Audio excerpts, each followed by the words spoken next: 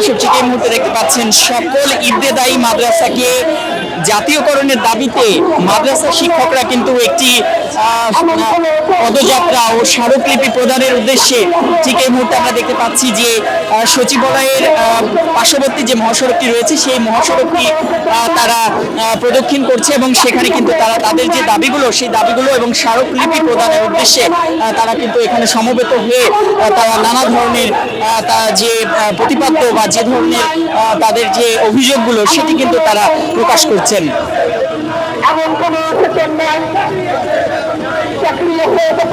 ঠিক এই মুহূর্তে আমরা যুক্ত রয়েছি কালেকণ্ঠ লাইভে। দর্শক আপনাদের সাথে রয়েছি আমি সাইমন। আপনারা দেখতে পাচ্ছেন যে এই মাদ্রাসা শিক্ষকরা তারা কিন্তু ক্রমান্বয়ে এই যে পল্টন যে মোড় রয়েছে সেই মোড়ের একদম কাছাকাছি চলে এসেছে এবং তারা তাদের যে নানা ধরনের অভিযোগ এবং দাবিগুলো সেই দাবিগুলো কিন্তু তারা এখানে বারবার বলছেন।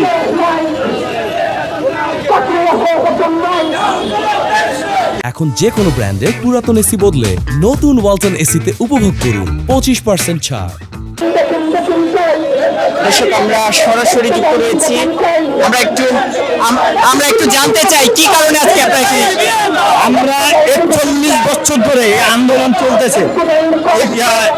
প্রাইমারি লাগান এটাও রেজিস্ট্রেশন করা হয়েছিল আমাদের, কিন্তু মাদ্রাসা আমাদের আগে রেজিস্ট্রেশন করা, তারপরও প্রাইমারিকে একসাথে 26,000 প্রতিষ্ঠান সরকারি করলো, কিন্তু আমাদের স্বতন্ত্র ইবতেদায়ী মাদ্রাসা একটু সরকারিকরণ করা হলো না কেন?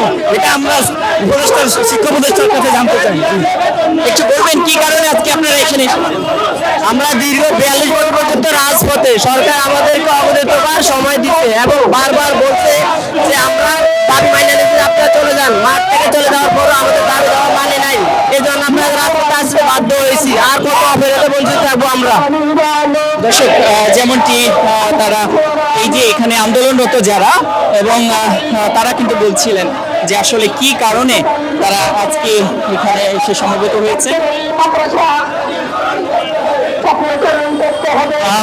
মূলত এখানে শিক্ষা মন্ত্রণালয়ের অভিমুখে তারা এখন যাত্রা করছেন এবং সেখানে তারা বলছে যে ইবতেদায়ী যে মাদ্রাসা রয়েছে সেই মাদ্রাসাকে জাতীয়করণের দাবিতে তারা কিন্তু আজকে এই যে পদযাত্রা এবং স্মারকলিপি প্রদানের উদ্দেশ্যে তারা এখানে এসে তারা সমবেত হয়েছে এবং তারা ঠিক এই মুহূর্তে সচিবালয়ের পার্শ্ববর্তী যে মহাসড়কটি রয়েছে সেই মহাসড়কটি দিয়ে সামনের দিকে এগিয়ে যাচ্ছে।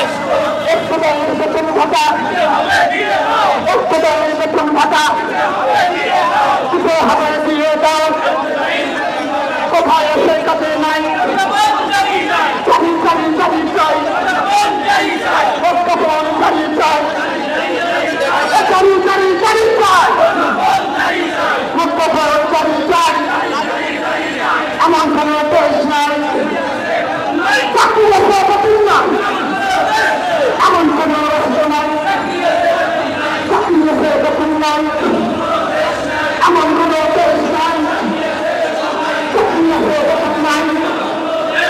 এমন কোনো সরকার নাই। আমাদের দাবি আমাদের দাবি